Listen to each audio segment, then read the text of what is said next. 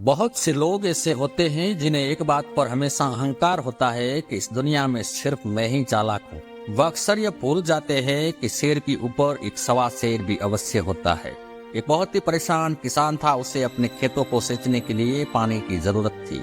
इसलिए वह कई दिनों से अपने जमीन के आसपास किसी कुएं की तलाश में था। इसी तलाश में वह घूम रहा था कि अचानक उसे एक दिन कुआं दिखाई दिया। यह कुआं उसके खेत से बहुत नजदीक था। कुएं को देखकर किसान बहुत खुश हुआ। उसने सोचा कि अब उसकी परेशानी खत्म होगी। यह सोचकर वह खुशी खुशी घर चला गया। अगले दिन वह पानी लेने कुएं पर पहुंचा। जैसे ही उसने कुएं में बाल्टी डाली, वहां एक आदमी पहुंचा। वह किसान से बोला कि यह कुआं मेरा है, तुम इससे पानी नहीं ले सकते। यदि तुम इस कुएं से पानी लेना चाहते हो तो तुम्हें इस कुएं को खरीदना होगा। यह बात सुनकर किसान कुछ देर तक रुका और फिर मन ही मन सोचने लगा कि अगर मैं इस कुएं को खरीद लूं तो मुझे पानी की कभी कमी नहीं होगी और ना ही मुझे पानी के लिए इधर उधर भटकना होगा। फिर क्या हुआ कि उस आदमी और किसान के बीच एक रकम तय हुई। किसान के पास उतने पैसे तो नहीं थे, लेकिन वह इस मौके को छोड़ना भी नहीं चाहता था। इसलिए किसान ने उस आदमी को अगले दिन तय की हुई रकम देने का वादा किया और अपने घर की ओर चल दिया। किसान को यह कुआं खरीदने का अच्छा मौका था, इसलिए वह इस काम में जरा भी देर नहीं करना चाहता। घर पहुंचते ही उसने अपने करीबियों, रिश्तेदारों और दोस्तों से इस बारे में बात और कुएं के लिए तय की हुई रकम का इंतजाम करने में जुट गया। थोड़ी भागदौड़ और कोशिश के बाद आखिरकार उसने वह रकम जमा कर ली। अब वह पूरी तरह से निश्चित हो चुका था कि उसे कुआं खरीदने से अब कोई नहीं रोक सकता। जमा हुए पैसों को लेकर वह अपने घर चला गया। उसे बड़ी बेसब्री से इंतजार था कि कब कल की सुबह होगी और वह कुआं खरीदने जाएगा। उसी सोच में वह पूरी रात सो नहीं सका।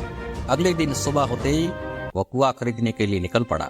उस आदमी के घर पहुंचकर किसान ने उसके हाथ में पैसे रखे और कुएं को खरीद लिया। अब तो कुआं किसान का हो गया था, तो फिर उसने पानी निकालने में देर नहीं की। जैसे ही किसान ने कुएं से पानी निकालने के लिए बाल्टी उठाई, उस आदमी ने फिर से बोला कि ठहरो, तुम इस कुएं से पानी नहीं निकाल सकते हो। मैंने तुम्हें सिर्फ कुआं बेचा है, कुएं का पानी नहीं। पानी अभी भी मेरा है। किसान मायूस हो गया और न्याय के लिए शिकायत लेकर राजा के दरबार में पहुंच गया। इस राजा का नाम था अकबर। अकबर ने उस किसान की पूरी कथा कहानी सुनी और फिर उस आदमी को दरबार में बुलाया जिसने वह कुआं किसान को बेचा था। राजा का फरमान सुनते ही वह आदमी भागा भागा दरबार में हाजिर हो गया। राजा ने उससे पूछा, जब तुमने इस किसान को अपना कुआं बेच दिया तो फिर तुम इसे पानी क्यों नहीं लेने दे रहे हो? वह आदमी बोला, महाराज, मैंने इसे केवल कुआं बेचा था, पानी नहीं। ये बात सुनकर राजा भी सोच में पड़ गए। राजा ने सोचा कि बात को यह प्रतीकी कर रहा है, सिर्फ कुआं बेचा है, पानी नहीं। काफी देर सोचने के बाद जब इस समस्या को सुलझाने में राजा नाकाम रहे तो इन्होंने बिरबल को बुलाया। बिरबल बहुत ही बुद्धिमान था, इसलिए राजा अकबर किसी भी मामले पर फैसला लेने से पहले बिरबल की राय जरूर लेते थे। बिरबल ने एक बार फिर दोनों से उनकी समस्या पूछी।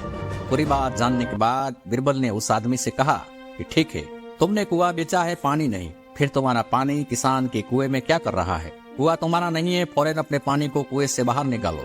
बिरबल का इतना कहते ही उस आदमी को समझ में आ गया कि अब उसकी चालाकी किसी काम नहीं आने वाली। उसने राजा से फौरन माफी मांगी और माना कि कुएं के साथ कुएं के पानी पर भी किसान का ही पूरा अधिकार है।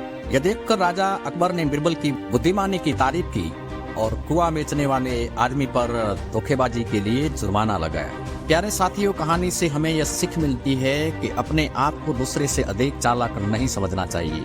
साथ ही धोखा देने की आदत से भी दूर रहना चाहिए, क्योंकि कोई ऐसा भी हो सकता है जो आपसे भी अधिक बुद्धि का इस्तेमाल करना जानता हो।